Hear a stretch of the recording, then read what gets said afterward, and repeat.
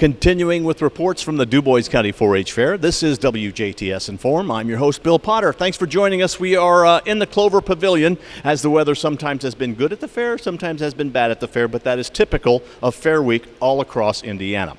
We're going to talk with someone who is on the Fair Council but will be going off, and someone who is new to the Fair Council, but what's funny is this is mother-daughter. So this is Sandy Nykum, and this is Ashton Nykum, and we're going to talk about 4-H and why they're doing what they do. First of all, Sandy, let's talk with you. What is the 4-H Council, and what do you do? Okay, there are 13 members of us, and we pretty much plan the fair, everything that goes on behind it. We find the entertainment, make sure that everything flows smoothly. And does it flow smoothly? Not always. There's always a little something. Yes, like rain.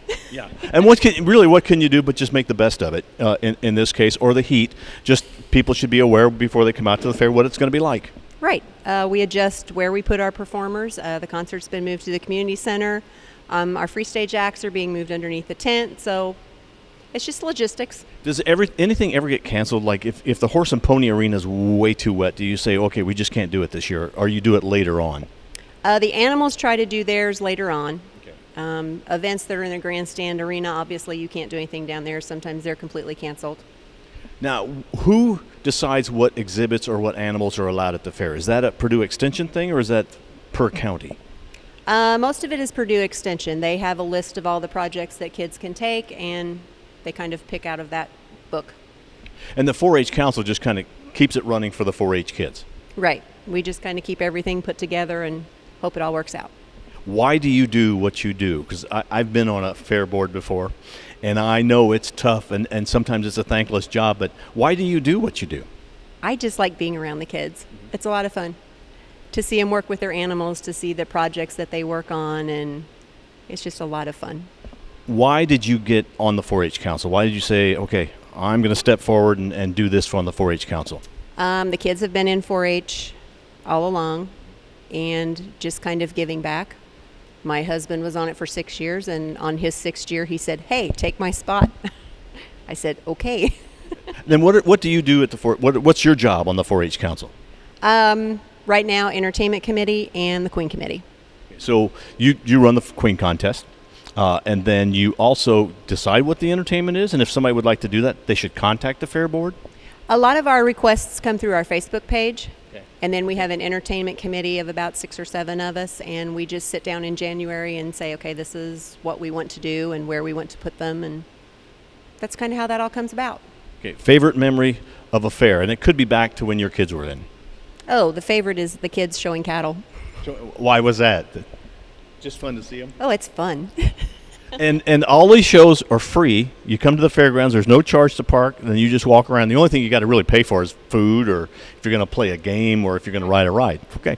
Now, Ashton, we're going to talk to you because you're going to be new on. Are you on the Fair Council now? Yes, this is my first year. First year. So you could possibly have 3 and then 6 years. Yes. Why are you doing it? Kind of the same reason. I really wanted to give back. I was a 4-H member for 10 years and really involved. I tried to be as active as possible, sometimes probably too active. But kind of like she said, I love being out here. I love helping the kids. I love seeing them kind of grow and develop and all the different things they can do. Now, this is your first year, so this is your first fair as a council member. What surprised you? What's something you thought, wow, I didn't know we did that?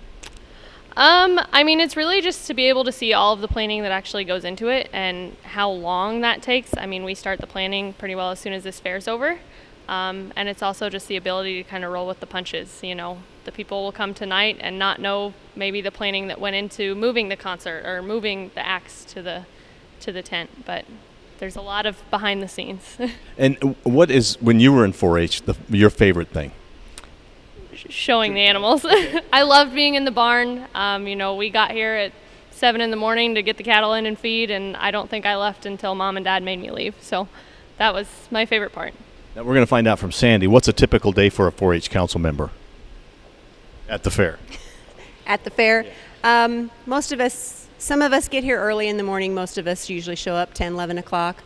And then it's just kind of wandering around and see what needs to be fixed, what needs to be addressed, whether it's in the barns or on the grounds. And not all of us are out here at the same time. Some of us have to work.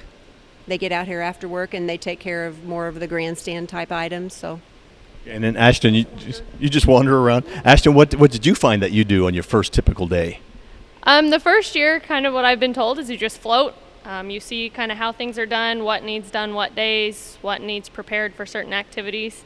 So it's kind of been a lot of watch and learn, and hopefully next year I'll be able to fill in a lot and kind of take over some roles, especially if Mom leaves, then I'll just fill her shoes maybe. Well, you know, probably one thing that people don't realize, this is not a job where, and you volunteer for this, where you don't do it without getting your hands dirty. Correct. You spend a lot of time moving manure, maybe, if that's what you need to do, or shoveling out a stall, or helping with a horse. What would you suggest people do when they come out to the fair? Why should they come to the fair? What's things that they should look at they may not think about looking at? I mean, I think hit every barn. You know, if you have the time, walk through the animal barns. You know, yeah, sometimes they're kind of cluttered if it's show night and you have to maybe watch out or stay out for a little bit. But just go through the buildings and see the hard work that these kids have put in it. And maybe it's not something that you're used to or you're around much, but just support the kids and what they're doing and putting out there for everybody to see. If somebody would like to become involved, do you need volunteers? Or is that something you got plenty of help? Oh, absolutely. There's always volunteers needed. They need people to watch the buildings in the evening to make sure the exhibits aren't damaged. Especially when the projects are coming in and out, they need people to help take care of that. Call the extension office. They're always looking for people to help. And then, Ashton, do you guys take care of the fairgrounds? Is that also your responsibility? Yep, and we have a Fairgrounds Maintenance crew.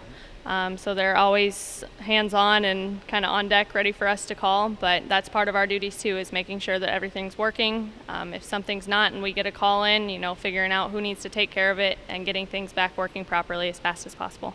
And now, really, I guess the fair ends Saturday night with the demolition derby. Is that correct? Is that right? Sunday moto. So it just keeps going. It's like there's no end to this. What are you gonna do? What are you gonna do Monday? Sleep. Okay. How about you, Ashton? I might take a nap. Maybe the same thing. All right. Well, thank you to Sandy Nykem and Ashton Nykem, 4-H council member for a long time, new 4-H council member here in Dubois County. Thank you for watching WJTS in Form. We are local people watching local people.